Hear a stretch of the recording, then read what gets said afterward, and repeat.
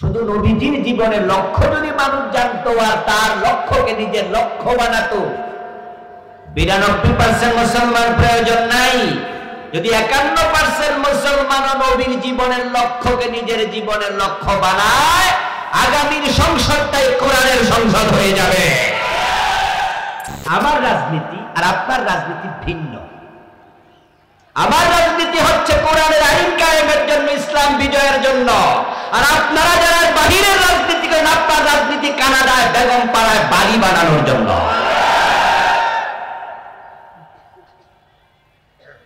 আপনার দল বিজয়ী হলে আপনি এমপি হবেন, মন্ত্রী হবেন, তারপরে দেশের টাকা চুরি করবেন, চাঁদাবাজি করে হাজার কোটি টাকার মালিক হবেন।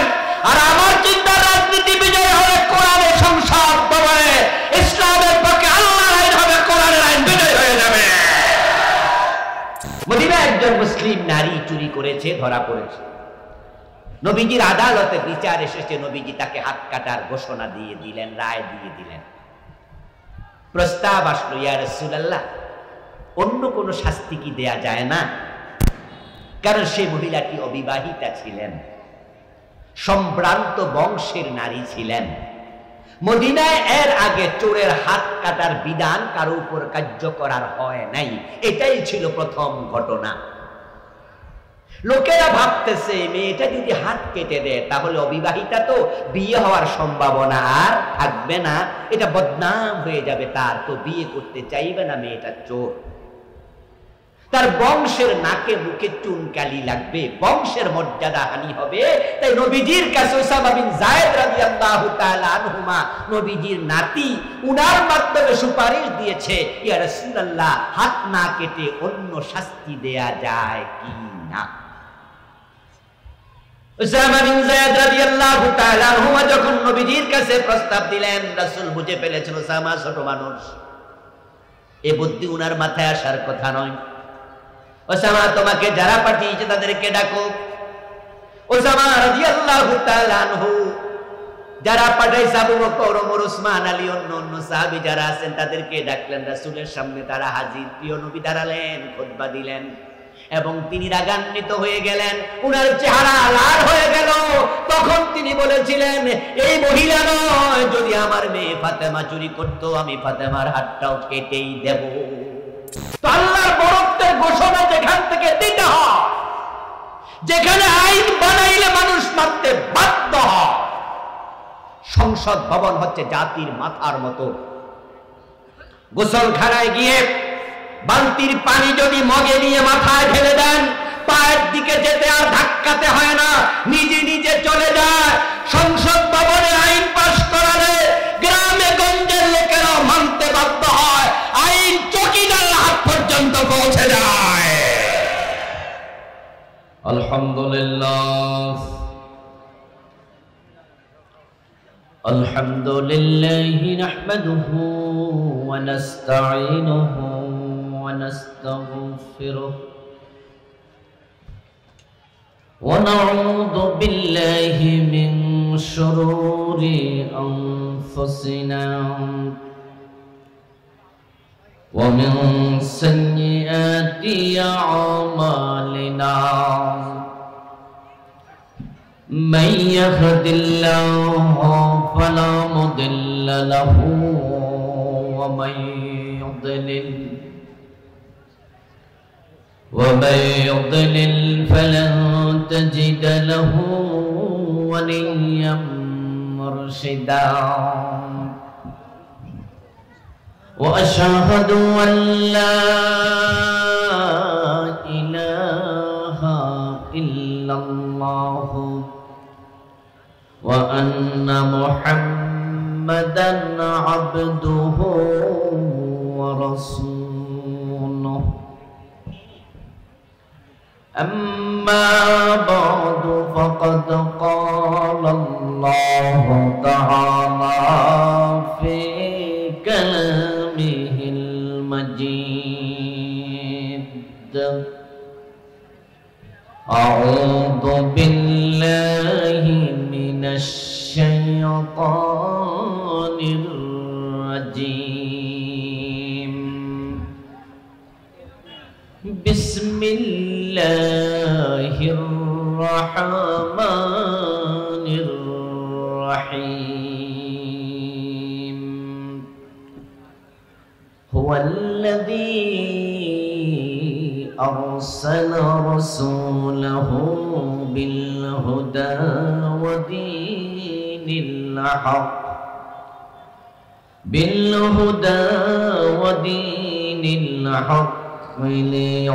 ليظهره على الدين كله ولو كره المشركون قال النبي صلى الله عليه وسلم كانت بنو إسرائيل تسوسهم الأنبياء كلما هلك نبي خلفه نبي وإنه لا نبي بعدي وقال النبي أيضا الإسلام يعلو ولا يعلى عليه أو كما قال النبي عليه الصلاة والسلام সকলে মেহেরবানি করে দুরূদ শরীফ পড়ুন আল্লাহুম্মা সাল্লি আলা মুহাম্মাদিন ওয়া আলা আলি মুহাম্মাদ কামা সাল্লাইতা আলা ইব্রাহিম ওয়া আলা আলি ইব্রাহিম ইন্নাকা হামিদুম মাজিদ আল্লাহুম্মা বারিক আলা মুহাম্মাদিন ওয়া আলা আলি মুহাম্মাদ কামা বারাকতা আলা ইব্রাহিম وعلى آل إبراهيم إنك حميد مجيد اللهم صل وسلم وبارك عليه আল্লাহ তাআলার লাখ কোটি শুকরিয়া যিনি আমাদেরকে ভর দুপুর বেলায় কোরআনের আহ্বানে কোরআনের এই ময়দানে সমবেত হওয়ার তৌফিক দিলেন। কৃতজ্ঞতা জানাচ্ছি আমাদের মহান মনিবকে, যিনি আমাদেরকে সুস্থতার সাথে মাহফিলে শামিল হওয়ার সুযোগ দিলেন। কোরআনের কথা শোনার মতো, বুঝার মতো, বলার মতো কোরআনমুখী হৃদয় দিলেন। এই সব নেয়ামতের মালিককে। এজন্য শুরুতে আমরা তাকে কৃতজ্ঞতা জানাই, শুকরিয়া জানাই। কালিমাতুল শুকর পড়ি সবাই মিলে জোরে জোরে একবার আলহামদুলিল্লাহ। আমার সাথে পড়ুন রব্বানা লাকাল হামদ হামদান কাসীরা তাইয়্যিবা মুবারাকান ফীহি সুবহানাল্লাহি ওয়া বিহামদিহি আদাদা খালকিহি ওয়া রিদা নাফসিহি ওয়া জিনাতা আরশিহি ওয়া মিদাদা কালিমাতিহি। সম্মানিত দিনী ভাইরা, আমি আপনাদের সম্মুখে পবিত্র কোরআন মাজিদ থেকে সূরাতুস সফের 9 নম্বর আয়াতে কারিমা তেলাওয়াত করেছি। নবীজি সাল্লাল্লাহু আলাইহি ওয়াসাল্লামের পবিত্র মুখ অনুসৃত ছোট ছোট দুটি হাদিসে নববী পাঠ করেছি। আল্লাহ তাআলা তৌফিক দান করলে এখান থেকে কিছু কথা বলবো ইনশাআল্লাহ। সূরাতুস সফের 9 নম্বর আয়াতে কারিমার আলোচ্য বিষয় হলো নবীজির পৃথিবীতে আগমনের উদ্দেশ্য। রাসূলুল্লাহ সাল্লাল্লাহু আলাইহি ওয়াসাল্লাম পৃথিবীতে কেন এসেছেন এটা উম্মতের জানার প্রয়োজন আছে কিনা? নবীজি কেন এসেছেন পৃথিবীতে এটা আমাদের জানতেই হবে। কেননা নবীজিকে মানা, অনুসরণ করা উম্মতের জন্য নফল না ফরজ? তো জানা আগে না মানা আগে? আগে জানতে হবে, তারপরে এবার মানতে হবে। এখন নবীজি কেন এসেছেন, তার লক্ষ্য কি জীবনের, কেন আল্লাহ পাঠালেন, এটা যদি আমরা জানতে পারি তাহলে আমাদের লক্ষ্যটাও আমরা স্থির করা সহজ হবে। নবীজি যা বলেছেন উম্মত তাহাই বলবে, নবীজি যা করেছেন উম্মত তাহাই করবে। নবীজির জীবনের লক্ষ্য যেটা ছিল, উম্মত তার জীবনের লক্ষ্য সেটাকেই বানাবে। নবীজি হলেন ইমাম, আমরা হলাম তার মুক্তাদি। ইমামকে অনুসরণ করা মুক্তাদির জন্য ফরজ। ইমাম যখন সামি আল্লাহু লিমান হামিদা বলে দাঁড়ায়, মুক্তাদি কি আর রুকুতে থাকার অধিকার আছে? তাকে দাঁড়াতেই হয়। ইমাম যখন সেজদায় যায়, মুক্তাদি তখন কই যায়? এটাই নিয়ম। নবীজি বলছেন, ইন্নামা জুইলাল ইমামু লিয়ুতাম্মা বিহি। ইমামকে ইমামের জায়গায় জন্য দাঁড় করানো হয়েছে, তাকে যেন অন্যরা অনুসরণ করে। এবার আপনারা বলুন তো, নবীজিকে অনুসরণ করা ছাড়া জান্নাত পাওয়া যাবে? তো নবীজিকে যদি অনুসরণ করতে হয়, তাহলে আমাদের লাইফ স্টাইল, আমাদের জীবন যাপন, আমাদের জীবনের লক্ষ্য সবটা নবীজিকে অনুসরণ করে স্থির করতেই হবে। আজকের বাংলাদেশে নবীজির জীবনের লক্ষ্য কি ছিল, তাকে আল্লাহ তাআলা কেন পাঠিয়েছেন, এই বিষয় সম্পর্কে অসংখ্য উম্মতের ধারণা নাই।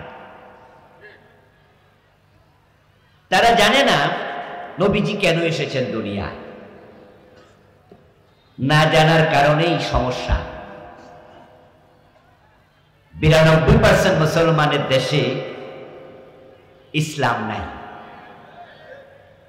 শুধু নবীজির জীবনের লক্ষ্য যদি মানুষ জানতো আর তার লক্ষ্যকে নিজের লক্ষ্য বানাতো, 92% মুসলমান প্রয়োজন নাই।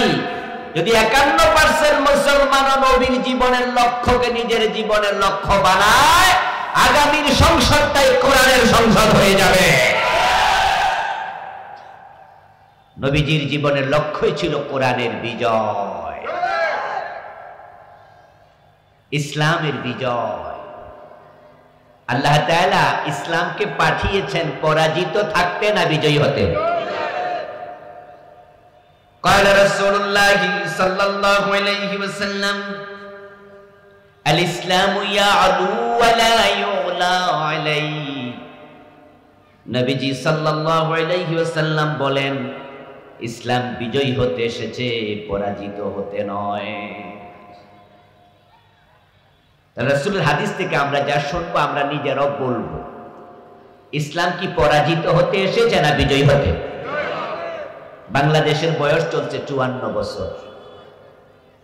এই 54 বছরে বাংলাদেশে ইসলাম বিজয়ী না পরাজিত? যারা যা জানেন তাই বলেন, বাংলাদেশে ইসলাম কি বিজয়ী অবস্থায় আছে না পরাজিত? এদেশের ইসলাম দিয়ে কি সংসদ চলে, গণভবন চলে, বঙ্গভবন চলে, সচিবালয় চলে? ইসলাম দিয়ে আদালতে বিচার হয়, ইসলাম দিয়ে অর্থনীতি চলে, ইসলাম দিয়ে শিক্ষানীতি চলে। তাহলে ইসলামটা আছে কই? ইসলাম আছে মসজিদে আর মাদ্রাসা, ইসলাম আছে মাহফিলে। তাও গত 15 বছর 17 বছর মসজিদ মাদ্রাসা তো আসল ইসলাম ছিল না।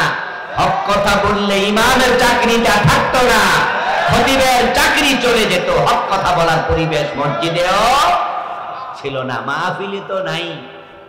কত বক্তার সামনে থেকে মাইক কেড়ে নিয়েছে স্টেজে, কত বক্তাকে ধাক্কায় নামাই দিছে, হাজার হাজার মাহফিলকে 144 চালু করে বন্ধ করে দিয়েছে।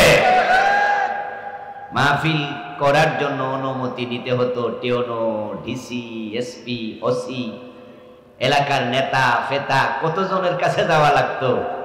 তাহলে মাহফিলগুলোও ইসলামী পরিবেশে সুন্দরভাবে আয়োজনের কোন পরিবেশ গত 15-17 বছর ছিল না। ইসলাম যে পরাজিত তাতে কোনো সন্দেহ নেই। বাংলাদেশ ইসলাম যে পরাজিত অবস্থায় আছে এটাই সত্য কথা। ইসলাম এখানে সচল না, বরং আমাদের সরকার যতটুকু অনুমতি দেয় ততটুকু সচল। এদেশে ইসলাম মানুষের অনুমতি নিয়ে চলে, অথচ কথা ছিল আমরা ইসলামের অনুমতি নিয়ে চলবো, ঠিক না? নবীজি ইমাম, আমরা মুক্তাদি। তিনি যেভাবে মদিনার রাষ্ট্র চালিয়েছেন, তিনি মদিনার মসজিদে নববীর ইমাম ছিলেন। মসজিদে মুসল্লিরা ওনাকে অনুসরণ করে নামাজ পড়ত। আবার তিনি মসজিদে নববী থেকে বের হয়ে মদিনার সংসদ ভবনে প্রেসিডেন্ট ছিলেন। মদিনা নামক ইসলামী রাষ্ট্র তিনি কোরআন দিয়ে চালিয়েছেন। তিনি যেভাবে চালিয়েছেন পুরা জনগোষ্ঠী ওনাকে অনুসরণ করে কোরআন দিয়ে সমাজ চালাতে বাধ্য ছিল। কোরআনের বাহিরে কেউ চলার সাহস করেন নাই। এখন আমাদের দেশ যে কোরআন দিয়ে চলছে না, চোর যদি আদালতে চুরি করেছে সাব্যস্ত হয়, প্রমাণিত হয়, তাহলে আমাদের দেশের আইনে চোরকে কি হাত কাটা হয় না জেলে দেয়া হয়? এটা কি কোরআনের আইন? এটা কি ইসলামের আইন? চোর ধরে জেলে দেয়া এটা কি মুসলমানের আইন না ব্রিটিশ আইন? তো আমরা কি ব্রিটিশ খ্রিস্টান না মুসলিম? তো কোন আইনটা প্রয়োজন ছিল? মদ পান করলে 80 বেদ দিতে হবে। ফারুক আজম ওমর রাদিয়াল্লাহু তাআলা আনহু উনার ছেলে আবু শাহমাকে রেহাই দেন নাই। কবি নজরুল চমৎকার ভাবে বলেছেন, মদ্যপানের অপরাধে প্রিয় পুত্রকে নিজ করে মেরেছ দুর্রা, মরেছে পুত্র তোমারই চোখের পরে। আবু শাহমা মদ পান করেছে, হযরত ওমর রাদিয়াল্লাহু তাআলা আনহু তাকে 80 বেদ দিয়েছে। আপনারা যারা জবাব জানেন তারা একটু জবাব দেন। আমাদের দেশে মদখোর ধরা পড়লে তাকে 80 বেদ দেয়া হয় না জেলে দেয়া হয়? এই জেলে দেয়া কি ইসলামের আইন না ব্রিটিশ আইন? তো আমরা কি ব্রিটিশ খ্রিস্টান? আমাদের কোন আইনটা মানা উচিত? আমার সামনে মদের পক্ষে কে কে আছেন যে মানুষ মদ খাক, আপনার ছেলে আপনার ভাই মদ পান করুক, এখানে কি একজন আছেন? তো তাহলে ব্রিটিশ আইন আমাদের দেশের মদ তো বন্ধ করতে পারে নাই। ইয়াবা আছে, হেরোইন আছে, ফেন্সিডিল আছে, গাঁজা আছে, আফিম আছে, আরো কত কি। এই দেশের মাদক নির্মূল হয়ে যাক, এটা আপনারা চান কি? তাহলে ইসলামের আইন 80 বেদ চালু হওয়া দরকার আছে না নাই? কিন্তু 54 বছর তো চলে গেল, আমাদের দাদারা মরে গেলেন, এই আইনের অধীনে তারা মারা গেলেন। আমাদের অনেকের বাবাও মরে গেছে, এই ব্রিটিশ আইনের অধীনে থেকে মরে গেছে। আমাদেরও কখনকার মৃত্যু আসে আমরা জানি না। আমরা কি ব্রিটিশ আইনের অধীনে থেকে মরতে যাই? কমপক্ষে আমাদের জীবদ্দশা ইসলামকে আমরা বিজয়ী দেখতে চাই। আপনারা ইসলামকে বিজয়ী দেখতে রাজি আছেন না?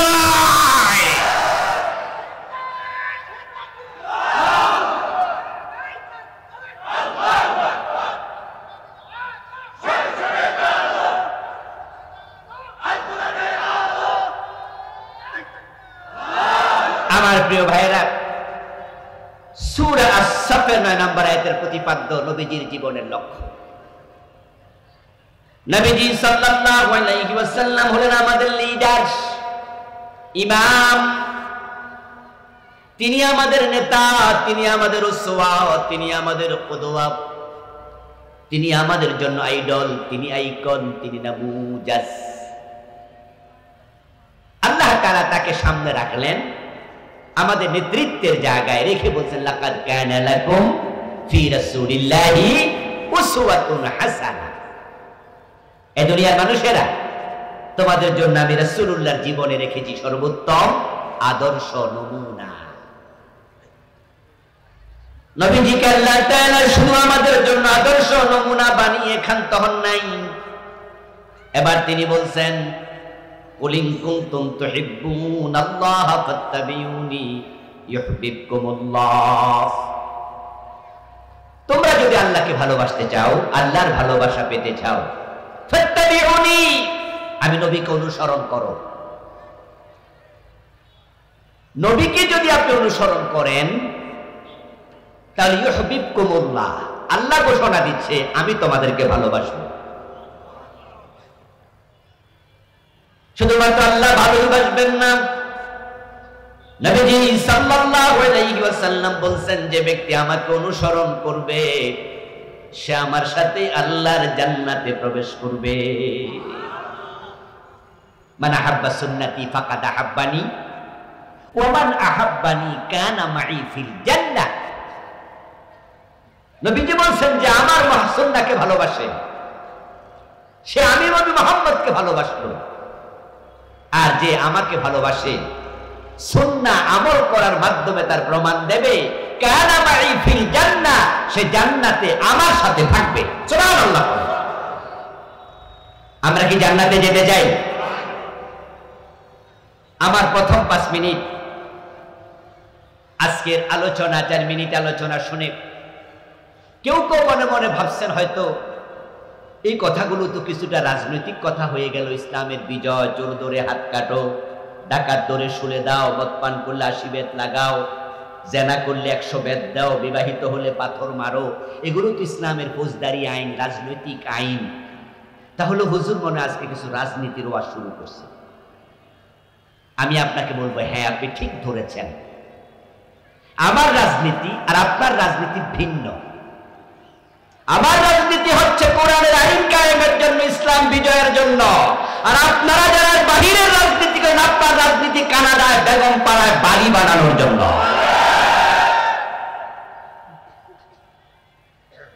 আপনার দল বিজয়ী হলে আপনি এমপি হবেন, মন্ত্রী হবেন, তারপরে দেশের টাকা চুরি করবেন, চাঁদাবাজি করে 1000 কোটি টাকার মালিক হবেন। আর আমার চিন্তা রাজনীতি বিজয় হলে কোরআনের সংসদ ভবনে ইসলামের পক্ষে আল্লাহর আইন হবে, কোরআনের আইন বিজয় হয়ে যাবে। আপনার রাজনীতি আর আমার রাজনীতি কিন্তু এক না, পার্থক্য আছে এখানে। মিশরের প্রখ্যাত আলিম হাসান আল বান্না রাহিমাহুল্লাহ, নাজারি সাইয়্যিদ কুতুব শহীদ, দুজনের একজন বলেছিলেন, we call you to the teaching of Islam, to the rules of Islam, to the way of Islam, to the guidance of Islam. If this means politics to you, then this is our politics. উনি বলছেন যে আমরা তোমাকে আল্লাহর আইনের কথা বলি, আল্লাহর দ্বীনের কথা বলি, আল্লাহর বিধানের কথা বলি, আমরা তোমাকে ডাকছি আল্লাহর শাসন ব্যবস্থার দিকে, কোরআনের আইনের দিকে। যদি তোমার কাছে এটা রাজনীতি মনে হয়, তাহলে শুনে রাখো কান খুলে, এটাই আমার রাজনীতি, এটা সকল মুসলমানের রাজনীতি হওয়া উচিত। আমরা জান্নাতে যেতে চাই, আমাদের লক্ষ্য জান্নাত। এখন জান্নাতে যেতে হলে নবীজিকে অনুসরণ করার কোনো বিকল্প নাই।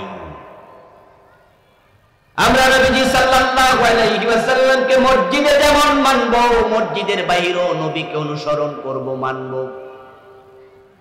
আমরা যখন মসজিদে ঢুকি তখন ডান পা দেই, যখন বের হই তখন বাম পা দেই, যখন টয়লেটে ঢুকি তখন আমরা বাম পা দেই, বের হতে ডান পা দেই। এই যে ভিন্নতা, এটা মন মতো না, সুন্নাহ মতো। আমরা যখন খাবার গ্রহণ করি বাম হাতে আমরা খাই না, আমরা ডান হাতে খাই। অথচ বাম হাতে পানি পান করে বাম হাতে চা খায় এমন লোক কি সমাজে 2-1 জন নাই? তার সাথে আমারটা কেন মিলে না? কারণ আমি খাওয়ার সময় ভাবি আমার রাসূল খাওয়ার ব্যাপারে কি বলেছেন। নবীজি বলছেন, লা তাকুলু বিশিমাল, তোমরা বাম হাতে খেও না। আশ-শায়তানু ইয়াকুলু বিশিমালি, তোমরা ডান হাতে খাও। আমার রাসূল ডান হাতে খেয়েছেন, ডান হাতে খেতে বলেছেন, আমরা ডান হাতে খাই। এবার বলুন তো, মসজিদে ঢুকতে রাসূল মানবেন, টয়লেটে ঢুকতে রাসূল মানবেন, খাওয়ার সময় রাসূল মানবেন, যখন এমপি মন্ত্রী হয়ে দেশ চালাবেন তখন রাসূল মানা দরকার আছে না নাই? আচ্ছা, আমরা মসজিদে ঢুকতে ডান পা দিয়া ঢুকি, বাম পা দিয়া বের হই, খাওয়ার সময় ডান হাতে খাই, এটা কি রাজনীতির উদ্দেশ্যে খাই? রাজনীতির উদ্দেশ্যে ডান পা দিয়া মসজিদে ঢুকি? আমার উদ্দেশ্য আমার রাসূলকে মেনে জান্নাত পাওয়া। আমি সেই চিন্তা নিয়ে মসজিদে ঢুকি, সেই চিন্তা নিয়ে ডান কাতে ঘুমাই, ওই চিন্তা নিয়ে ডান হাতে খাবার খাই, আল্লাহর জান্নাত পাওয়ার নিয়তে সংসদে কোরআন ঢুকাতে চাই। একই চিন্তা, জান্নাত। এখন যদি কোনো ব্যক্তি বলে যে আমি নবীকে মানবো না, আমি আমার মতো চলবো, তাহলে তার কপালে জান্নাত নাই। قال رسول الله صلى الله عليه وسلم كل امتي يدخلون الجنه الا من ابى قيل من ابى يا رسول الله قال من اطاعني دخل الجنه ومن عصاني فقد ابى। নবীজি সাল্লাল্লাহু আলাইহি সাল্লাম বলেন আমার সব উম্মত জান্নাতে যাবে। সুবহানাল্লাহ বলো, খুব খুশির খবর, আমার সব উম্মত জান্নাতে যাবে। তবে হাদিসের পরের অংশ ইল্লা মান আবা, যে অস্বীকারী সে উম্মত জান্নাতে যাবে। নবীজি বলছেন যে আমার সব উম্মত জান্নাতে যাবে, ইল্লা মান আবা, এত দূরে না, ইল্লা মান আবা, অস্বীকারী উম্মত জান্নাত পাবে না। তাহলে সকল উম্মত জান্নাতে যাবে এটা বলার পরে এটা কিন্তু আছে, তবে আছে, অস্বীকারী হলে আর জান্নাত কপালে নাই। কিলা মান আবা ইয়া রাসূলুল্লাহ, প্রশ্ন করা হলো আল্লাহর রাসূল অস্বীকারী সে কে যে জান্নাতে যাবে না? ক্বালা মান আতাআনি দাখালাল জান্নাতা ওয়া মান আসানি ফাকাদ আবা। রাসূল জবাব দেন যে আমাকে অনুসরণ করেছে সে জান্নাত পাবে, যে আমাকে অনুসরণ করে নাই সে অস্বীকারী, তার কপালে জান্নাত নাই। এখন আমি আপনাদের কাছে জানতে চাই যে আপনারা কিছুক্ষণ আগে বলছেন যে জান্নাতে যেতে চান, যারা রাসূলকে অনুসরণ করবে না তারা কি জান্নাত পাবে? তাহলে এখন আলোচনার বিষয়গুলো মিলাবেন, ওয়াজ বাড়িতে নেবেন, কান সুখের জন্য শুনবেন না, জীবনের পৃষ্ঠায় পৃষ্ঠায় ভাজে ভাজে আটকে থাকা, জড়িয়ে থাকা ময়লাগুলো দূর করবেন কোরআন হাদিসের ডলা দিয়া, জীবনটা জান্নাতি জীবন হয়ে যাবে। আল্লাহর জান্নাত পর্যন্ত যেতে হলে রাসূলকে অনুসরণ করিতেই হবে। রাসূল সাল্লাল্লাহু আলাইহি ওয়াসাল্লামকে অনুসরণ করতে হলে এখন কোন কোন জায়গায় করবেন? সুবিধা আছে যেখানে, সুন্নাহ মানবেন সেখানে, অসুবিধা যেখানে, সুন্নাহ মানবেন না সেখানে। যদি এমনটা হয় তাহলে আপনি হবেন সুবিধাবাদী। মনে রাখেন, সুবিধাবাদ জিন্দাবাদে মোমেন হওয়া যায় না। قال النبي صلى الله عليه وسلم إنما المؤمن كالجمل الأنيف حيثما قيد ينقاد। নবীজি বলেন যদি তুমি মুমিন হও তাহলে তুমি হবে সেই ওটের মতো যে ওটের নাকের মাঝে মালিক রশি ঢুকাইয়া দিছে। নাকের ভিতরে রশি ঢুকানো ওট, আর নাকে রশি ঢুকানো নাই, খোলা ওট। আনুগত্যের ক্ষেত্রে দুটার মাঝে ব্যবধান আকাশ এবং পাতাল। মালিক যে ওটের নাকের ভিতরে রশি ঢুকাইয়া দিছে, ওই ওট মন মতো চলার অধিকার আর থাকে না। মালিক টানে যেদিকে, কদম দেবে সেদিকে। আর যে ওটের নাকের ভিতরে রশি নাই, সারা ওট, খোলা ওট, সে কোন দিকে যাবে এটা তার ব্যাপার। মন চায় যেদিকে, কদম দেবে সেদিকে। নবীজি কি চমৎকার উদাহরণ দিলেন। যারা কাফের, যারা বেদীন, তারা যা মনে চায় তাই করুক, কিন্তু মুমিন হওয়ার পরে মনে যা চায় তা করার অধিকার আর নাই। বাংলাদেশে কি স্লোগান আছে, নির্বাচনের সময় স্লোগানটি খুব মশহুর হয়, সেটা হচ্ছে আমার ভোট আমি দেব, পরেরটা কি যাকে খুশি তাকে দেব। আপনার মন চাইলে চোরকে দেবেন, মন চাইলে ঘুষখোরকে দেবেন, মন চাইলে বাটফারকে দেবেন। আসলে কি তাই? মনে যা চা তাই করার অধিকার কি আপনাকে আল্লাহ দিয়েছে? আপনি তো নাকে রশি ঢুকানো ওট। আল্লাহর বক্তব্য, ইন্নাল্লাহা ইয়া'মুরুকুম আন তু'আদ্দুল আমানাতি ইলা আহলিহা। ভোট একটা আমানত। ভোট কি? আমানত। এই যে আপনার হাতে একটা টিপ দিতে হয়, দেয়া লাগেনি? কি এলাকায় ভোট দেন না আপনারা? অবশ্য গত 15-17 বছর তো দেন নাই, ভুলেও যেতে পারে। কিন্তু ভোট দেওয়ার জন্য কি করতে হয়? একটা টিপ দিতে হয়, সিল দিতে হয়, টিপও দিতে হয়। এখানে টিপ দেওয়ার পরে একটু কি লাগাই দেয়? কালি লাগাই দেয়। এই যে আপনার হাতের আঙ্গুলের টিপ, এই টিপের দ্বারা যদি কোনো বংশর মেম্বার হয়ে যায়, চেয়ারম্যান হয়ে যায়, কোন চোর ডাকাত এমপি মন্ত্রী হয়ে যায়, সে পুরা জীবনে যতগুলো অন্যায় করবে, এমপি হইয়া মন্ত্রী হইয়া 5 বছর গম চুরি, ডাল চুরি, টাকা চুরি করবে। আপনার আঙ্গুলের চাপের সুযোগ সুবিধা পেয়েছে, এজন্য গুনাহ আপনার আমলনামা তো অটোযোগ হতে থাকবে। তাই মনে যাকে চায় তাকে ভোট দেয়া যাবে না। আমানত যে প্রাপ্য, আল্লাহ আদেশ করেছেন তুমি জায়গা মতো আমানত পৌঁছিয়ে দাও। ইন্নাল্লাহা ইয়া'মুরুকুম আন তুআদ্দুল আমানাতি ইলা আহলিহা। যদি আপনি নামাজি হন, বেনামাজি আপনার ভোট পায় না। যদি আপনি খারাপ মানুষ হন, খারাপকে ভোট দেন। ভালো মানুষের কখনো ভোট খারাপ মানুষ পেতে পারে না। আল মারউ মা'a মান আহাব্বা।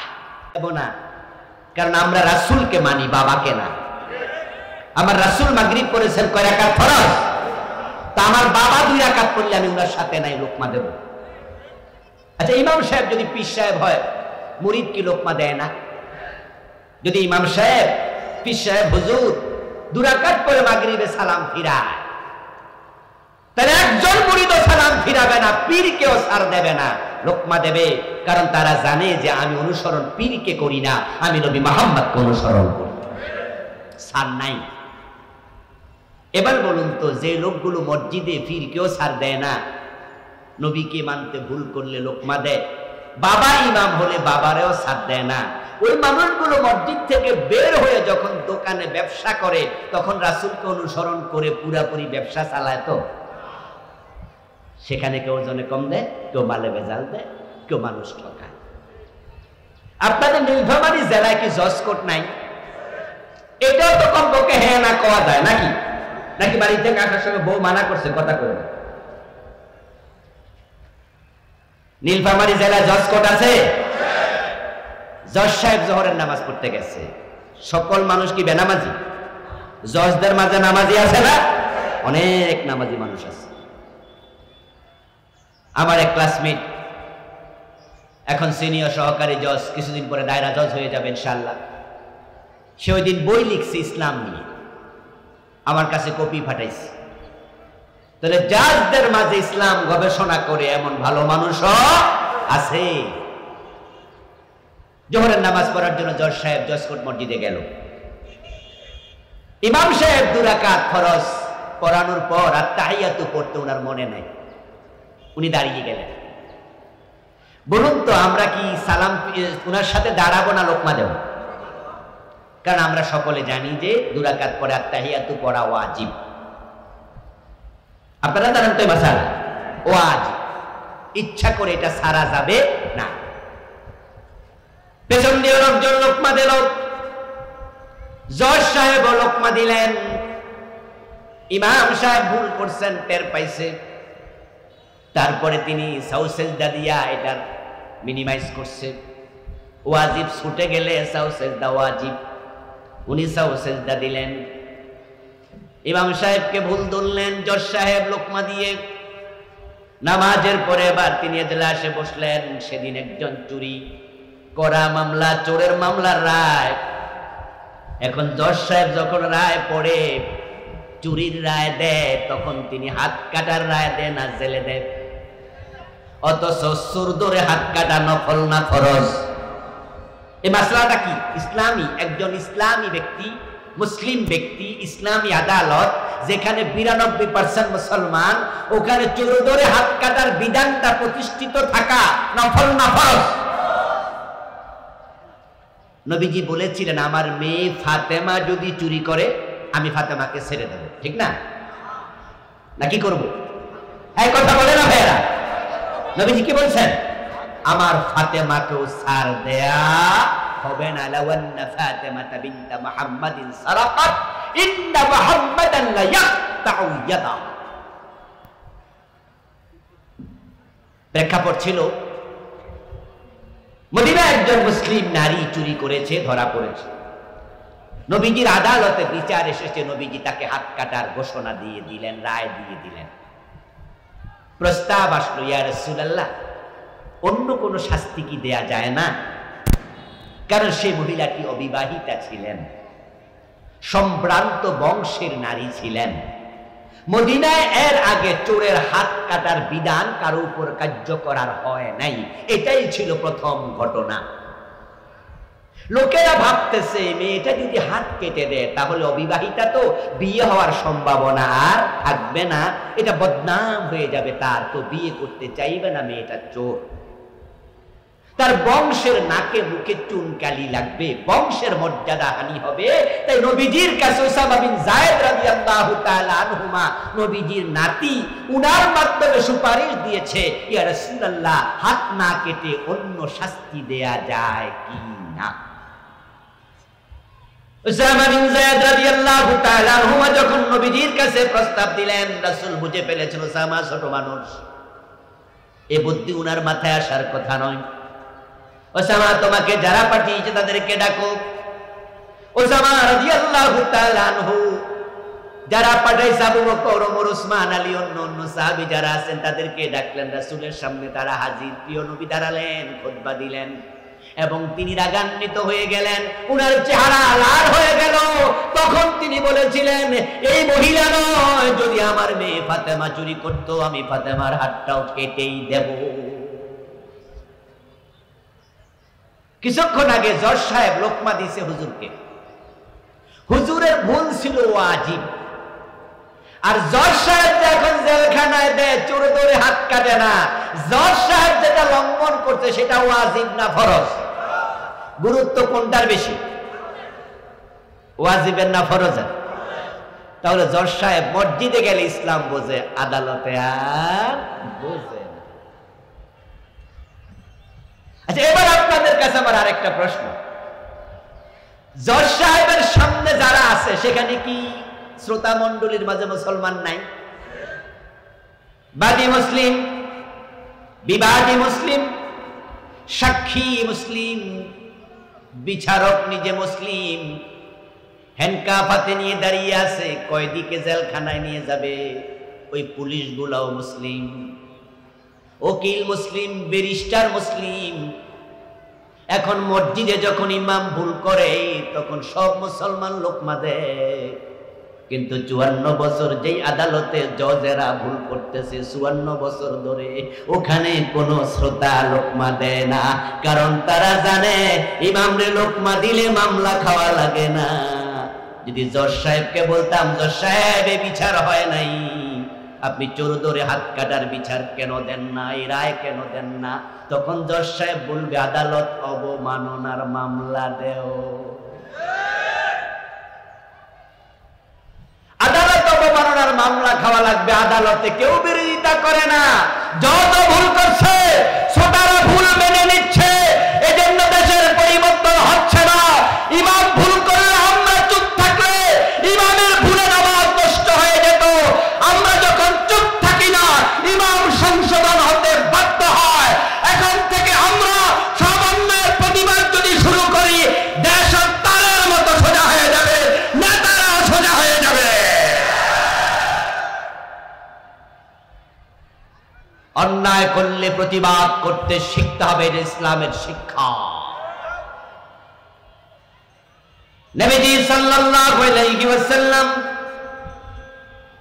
দায়িত্ব পেলেন, আল্লাহ তাআলা ওনাকে দায়িত্ব দিল দ্বীনের বিজয়ের জন্য।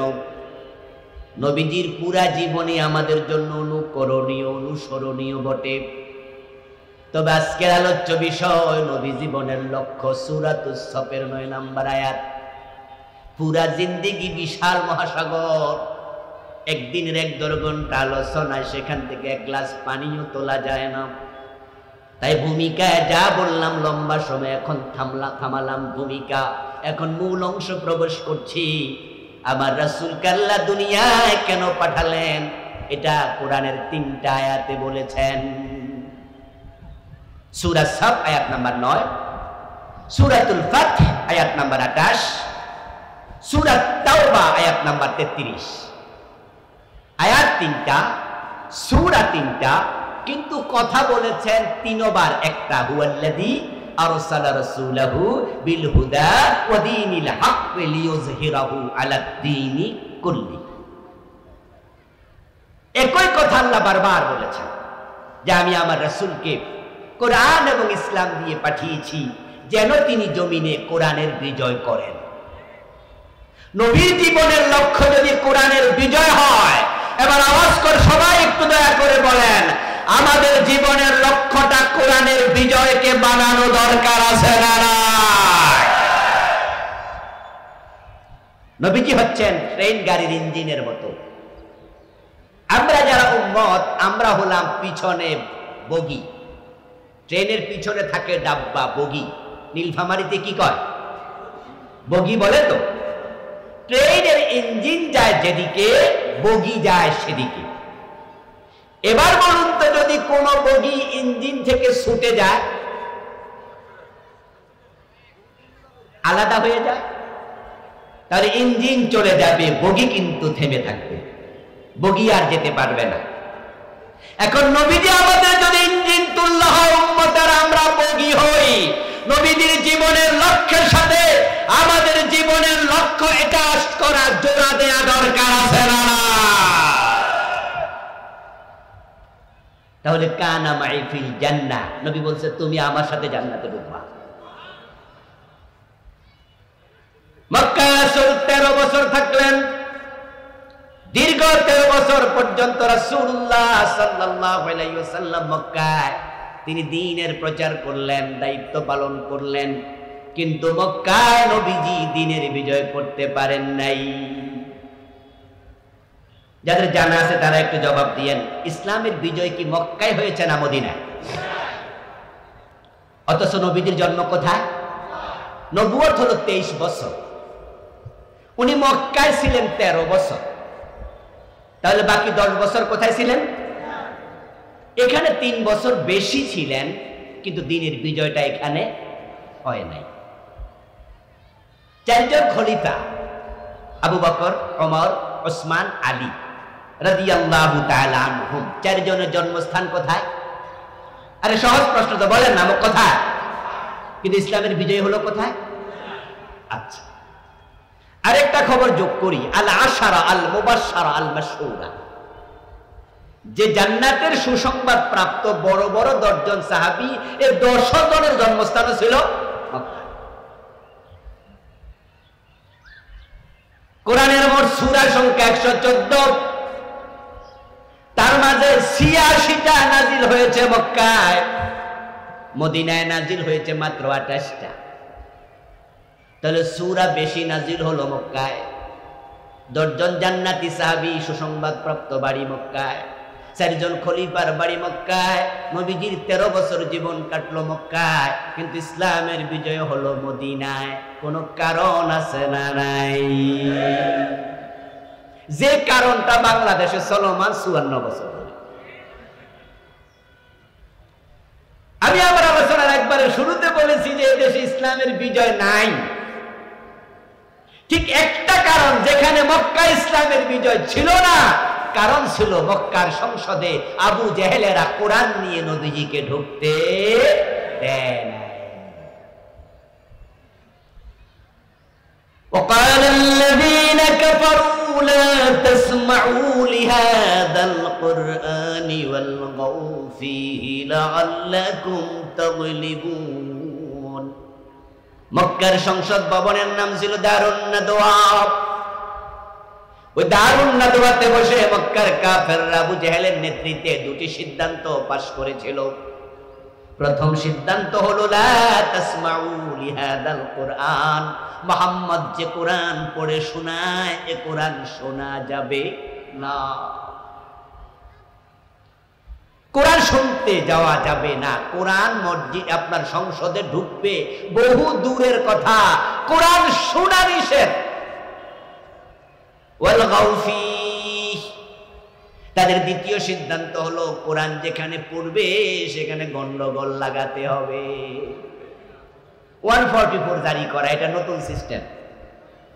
পুলিশ এসে হাজির হবে, হুজুরের মাইক কেড়ে নিয়ে যাবে, বক্তাকে টেনে নামিয়ে দেবে, বক্তাকে আসতে দেবে না, যাওয়ার পথে বক্তাকে গ্রেফতার করা হবে। গত 15 বছর 17 বছর ওই মক্কার আবু জেহেলের আইন বাংলাদেশে কার্যকর ছিল।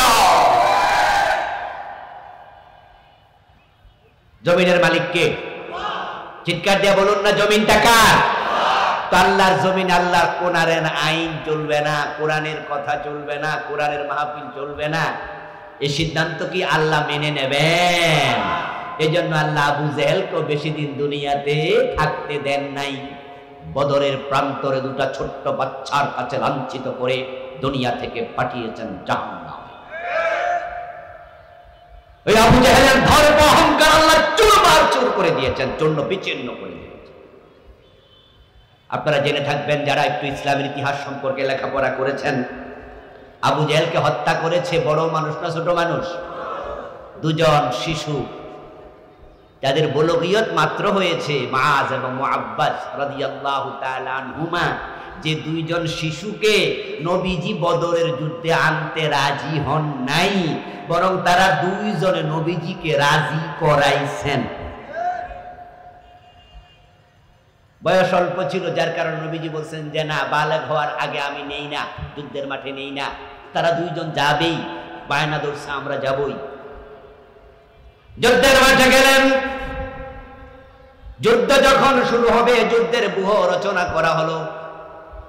মুআজ এবং মুআব্বাদ রাদিয়াল্লাহু তাআলা আনহুমা একজন বড় সাহাবীকে বললেন, চাচা আবু জেহেল কোনজন? আমরা তো চিনি না, একটু যদি চিনাইয়া দিতেন। কারণ মুআজ এবং মুআব্বাদ দুজনের জন্মস্থান ছিল মদিনা, আর আবু জেহেলের বাড়ি কোথায়? এই জন্য তারা তাকে কোনোদিন চোখে দেখেনি। আজকের যুগের মতো কি ভিডিও ছিল, মোবাইল টোবাইল ছিল? তো দেখবে কেমনে? আজকের মতো ক্যামেরা তো ছিল না, জীবনে কোনোদিন দেখেনি। তখন ওই সাহাবী বলতেছে ছোট ছোট দুই বাচ্চাকে, ভাতিজা তোমরা যে আবু জেহেলের পরিচয় জানতে চাচ্ছ, সে কোনজন? তোমরা কি করবা? কোন ওনার সাথে আমাদের কাজকর্ম আছে। আবু জেহেল ঘোড়ার পিঠে, ওই সাহাবী দেখায় দিলেন যে ওই যে বাহনের পিঠে বসে আছে তলোয়ার হাতে নিয়ে, এই হচ্ছে আবু জেহেল। যুদ্ধ শুরু হতে দেরি, এই ছোট্ট দুজন ভাই একসাথে তলোয়ার হাতে নিয়ে ক্ষিপ্র বাঘের মতো আবু জেহেলের উপরে চাপিয়ে পড়লেন। দুইজন মাটিতে শোয়া জবে করে দিলেন।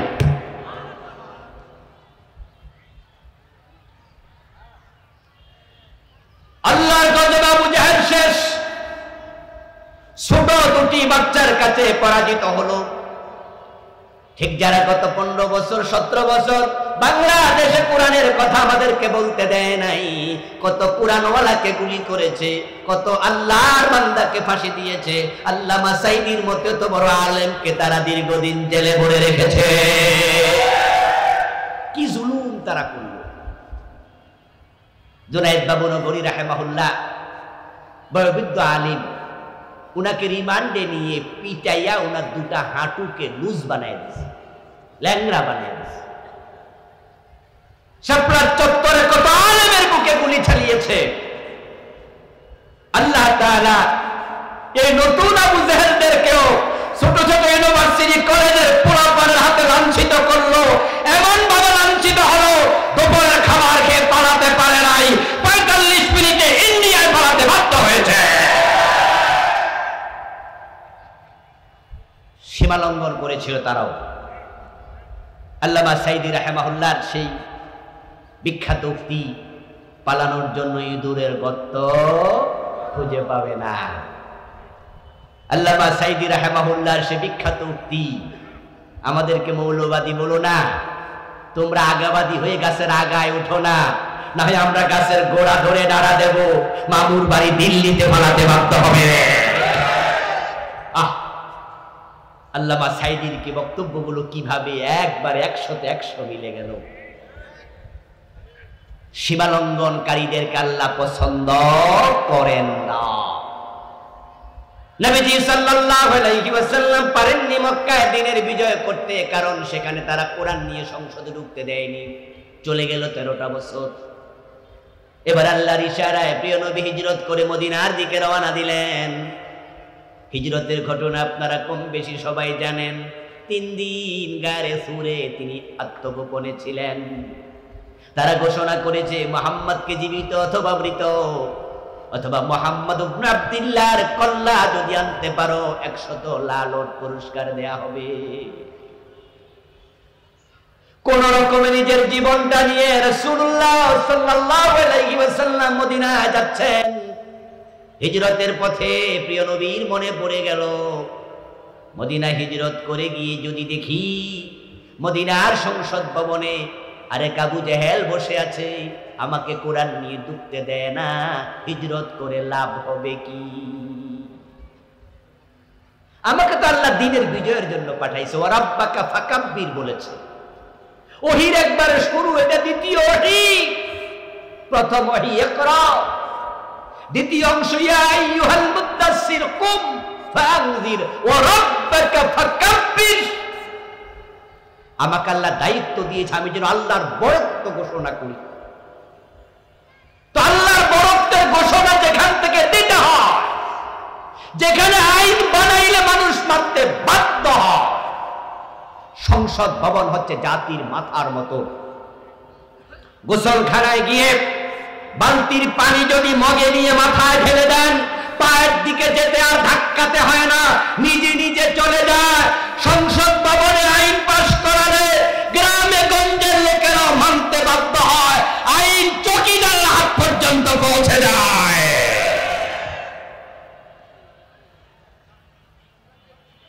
নবীজি ভাবছেন যে মক্কার লোকেরা তো আমাকে কোরআন নিয়ে দারুন নদওয়াতে ঢুকতে দিল না, তো হিজরত করে কি লাভ হবে? মদিনার সংসদ যদি একরকমই হয়, সেখানে আরেক আবু জেহেল থাকে। মানুষের অন্তরের খবর সবচেয়ে বেশি জানেন কে? আল্লাহ। আল্লাহ তাআলা জিবরিল আমিনকে পাঠিয়ে দিলেন।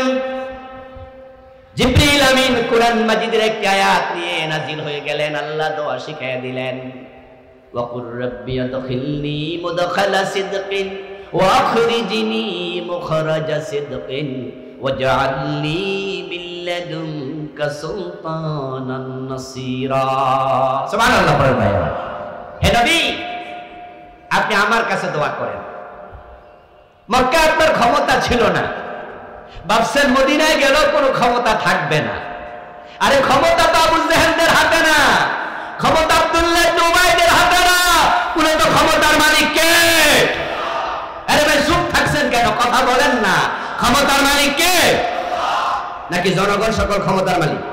এটা শিরকি কথা। জনগণ সকল ক্ষমতার উৎস, এটা শিরকি কথা। জনগণের হাতে ক্ষমতা নাই, জনগণ উসিলা। ঔষধ চিকিৎসা করে না, রোগ ভালো করে না, ঔষধ উসিলা, মূলত রোগ ভালো করে কে? এটা ঈমান। উল্টা পাল্টা চিন্তা করলে ঈমান চলে যায়। যদি ডাক্তার মানুষকে ভালো করত, ঔষধ মানুষকে ভালো করত, ক্যান্সারের ডাক্তার নিজে ক্যান্সার হইয়া মরে গেছে এমন ঘটনা আছে না? তো নিজে ডাক্তার হে ভালো হইল না কেন? আমি আমার ওয়াইফকে নিয়ে এক ডাক্তারের কাছে গেলাম, ঢাকার বিখ্যাত স্কয়ার হাসপাতালে। ওখানে যাওয়ার পরে হাতে একটু স্কিনে সমস্যা হয়েছে। মহিলা ডাক্তার তো, আমার ওয়াইফও মহিলা মানুষ, তাই মহিলা ডাক্তারের কাছে গেলাম আর কি। তা আমি যাইয়া দেখি ডাক্তারের হাতে স্কিন ডিজিজ আরো বেশি। মানে ডাক্তারের পুরা হাত দেখি শুধু সমস্যা।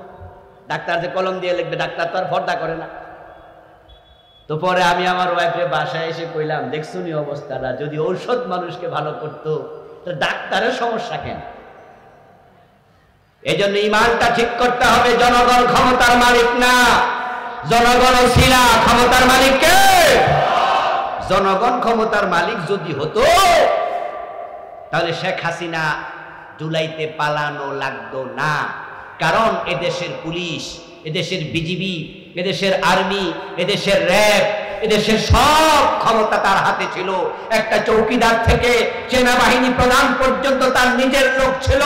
আমরা যারা বিরোধী দলে ছিলাম আমরা পালিয়ে বেড়াতাম, ঘরে ঘুমাতে অনেকে পারতো না, আমরা কথা বলার পরিবেশ ছিল না, সব ক্ষমতা তার হাতেই ছিল। সে পালাতে হলো কেন? আল্লাহ বুঝিয়ে দিতে জনগণের হাতে ক্ষমতা না, ক্ষমতার মালিককে।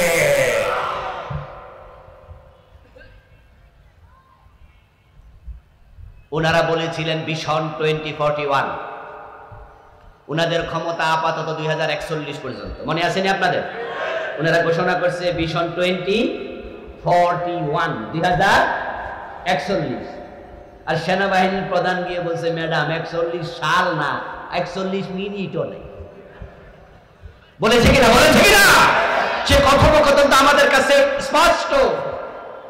যে জেনারেল ওয়াকার ওনাকে গিয়ে বললেন যে ম্যাডাম তাড়াতাড়ি আউট, 45 মিনিটের বেশি সময় আমি নিতে পারবো না, ওই জেনারেল ওয়াকার কি সেনাবাহিনীর প্রধান আপনারা বানাইছেন? যিনি বানাইছে, যার আত্মীয়, যিনি ক্ষমতাওয়ালা, তাকে বলছে আউট হয়ে যান। ক্ষমতা আল্লাহর হাতে, আল্লাহ দেখিয়ে দিয়েছে জনগণ ক্ষমতার উৎস না, ক্ষমতার মালিক না, তারা ওসিলা মাত্র। আল্লাহ মাঝে মাঝে যেমন গজব দেয়, আবাবিল পাখি পাঠাইয়া আব্রাহাকে শেষ করে দিয়েছে। এবারে যে বাচ্চাগুলো রাস্তায় নেমেছিল, আমি বলি আল্লাহর পাঠানো তারাও আরেক রকমের আবাবিল।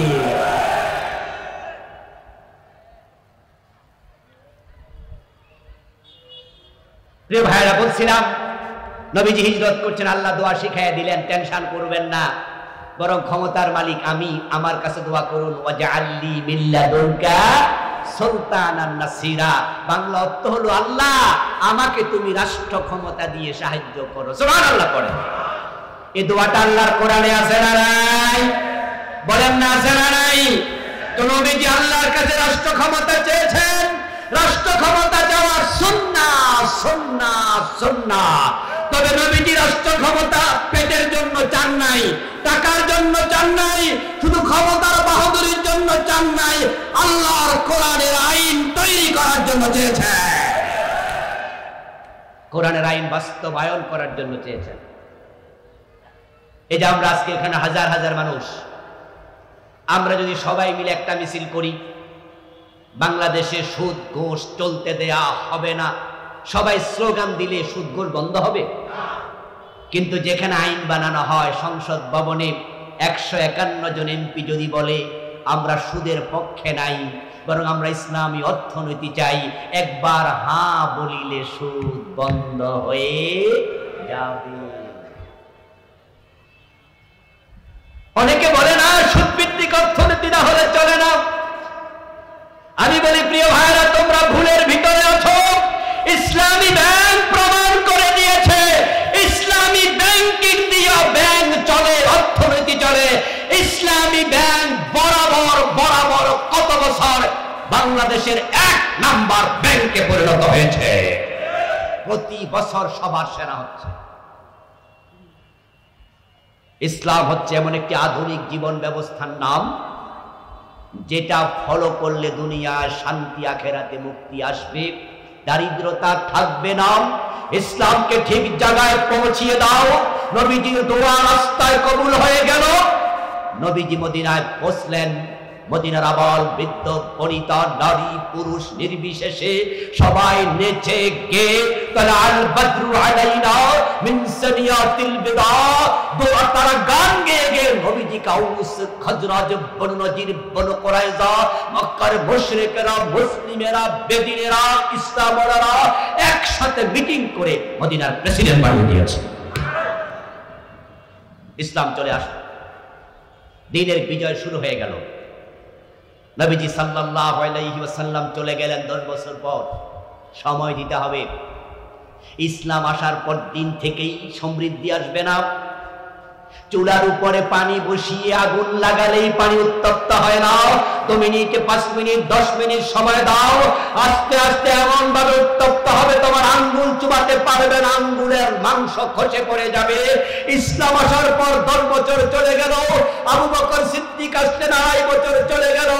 হযরত ওমরের সময় সুফল পাওয়া শুরু। হযরত ওমর অর্ধ পৃথিবী শাসন করেছেন। জাহিলিয়াত চলে গেছে, মারামারি হানাহানি কাটাকাটি চুরি ডাকাতি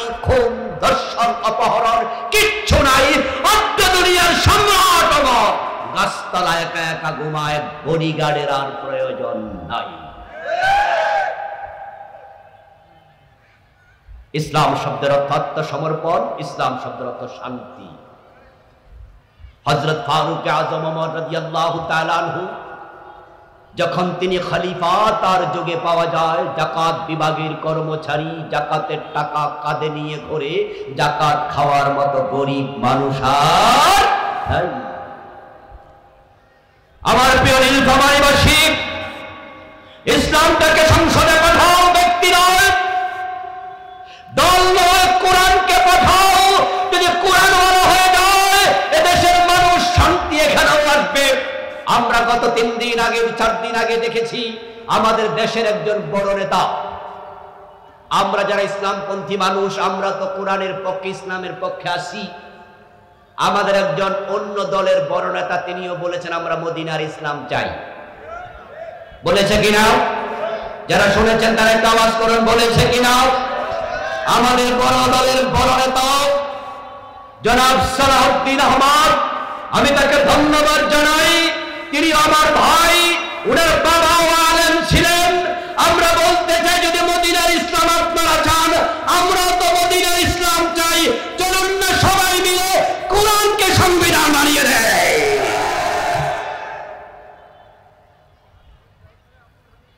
কিন্তু মদিনার ইসলাম চাইয়া আবার সেকুলার হবেন, সেটার তো সুযোগ নাই। এই চোখে দেখে বলছি, সৌদি আরব, মিশর, কাতার, দুবাই, এগুলো আপনারাও অনেকে গিয়েছেন, আমাদের কাছের মধ্যপ্রাচ্যের দেশ। ওখানে গেলে দেখবেন রাস্তার পাশে গাছ আছে, গাছের তলায় তাকালে দেখবেন পাইপ লাইন আছে। সকালে একবার পানি দেয়, সন্ধ্যা আবার পানি দেয়, নচেত গাছ বাঁচে না। এই হলো তাদের জমি, বড় অনুর্বর, বড় রুক্ষ। আর আমার দেশ সোনার বাংলা, আমকে বিচি ফেলে দেন, 6 মাস পরে নিজে নিজে গাছ হবে, ফল ধরবে, পানি দেয়া লাগে না। আমরা গরিব থাকবো কেন? জমিন তো উর্বর। বলবেন তেলের খনি নাই, স্বর্ণের খনি নাই, তে আমরা গরিব। আমি বলবো মালয়েশিয়ার কি আছে? আমরা স্বাধীন হলাম 1971 সনে, মালয়েশিয়া স্বাধীন হয়েছে 1963 সনে। 1963-তে মালয়েশিয়া রাষ্ট্র প্রতিষ্ঠিত হলো। আমাদের মাত্র 8 বছর আগে। মালয়েশিয়া তো আমাদের মতো তেলের খনি নাই, স্বর্ণের খনি নাই, রূপার খনি নাই, যা আছে যত সামান্য আমাদের মতোই। তারা আজকে পৃথিবীর অন্যতম সেরা রাষ্ট্র হয়েছে। আজ থেকে 12-14 বছর আগে মালয়েশিয়া গিয়েছিলাম, কুয়ালালামপুরের টুইন টাওয়ারের সামনে দাঁড়িয়েছি, টুপি হাতে নিয়ে তার আগা দেখা লেগেছে। 50 তলা বিল্ডিং কুয়ালালামপুরে কয়টা আছে গণে শেষ করতে পারবেন না। বাংলাদেশের লোক সে দেশে চাকরির জন্য লাইনে দাঁড়ায়া থাকে, তারা সমৃদ্ধ হয়েছে। আমরা পারিনি শুধুমাত্র একটা কারণ, তাদের সৎ নেতা মাহাথির মোহাম্মদ ছিল। আর আমার দেশের নেতারা অধিকাংশ অসৎ, চোর, জোচ্চোর, দেশের টাকা বিদেশে পাঠাইয়া দেশটাকে তারাই ফকির বানিয়ে ফেলেছে।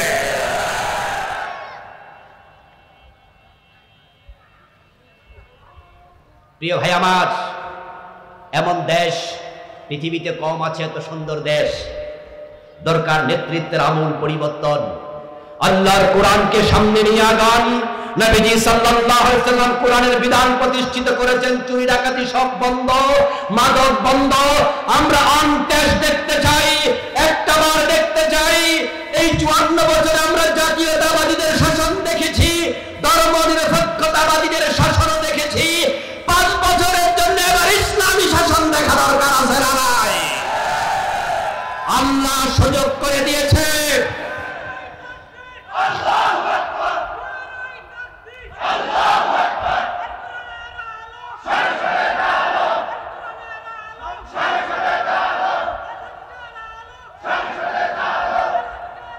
প্রিয় ভাইয়েরা,